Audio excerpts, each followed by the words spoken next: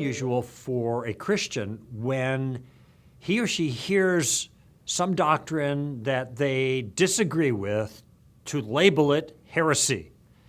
Well, heresy is a very particular word. It is meant, I think, largely to capture the notion that whatever is in question is so far off of accurate theological teaching that the person who believes it's off the reservation. That is, they're no longer a Christian. Heresy disqualifies you from salvation. Generally speaking, that's the way I think the word ought to be used. It is not just bad theology. It is bad theology, but there's lots of bad theology that doesn't qualify as heresy, that might be considered heterodox, but not heretical. Heterodox means not sound, but not off the reservation.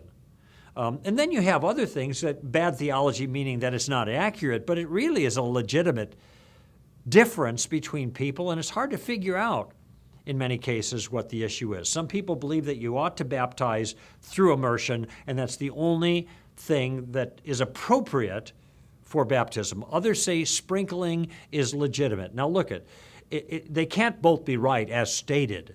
So one could be called bad theology, but I hope you see that probably this is not really, really high on the theological pecking order. So it might be wrong, but I would even call that heterodox. Heterodox is something that's seriously wrong, seriously bad, but not off the reservation.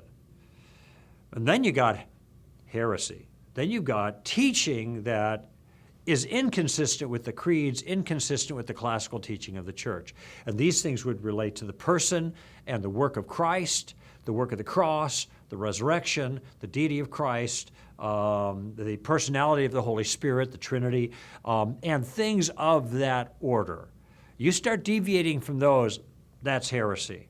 And if we use the word heresy to describe merely bad theology that might be heterodox or just different from what other people think is right, well, then we kind of water down the word, and it can't do the work it needs to do when we really need the word.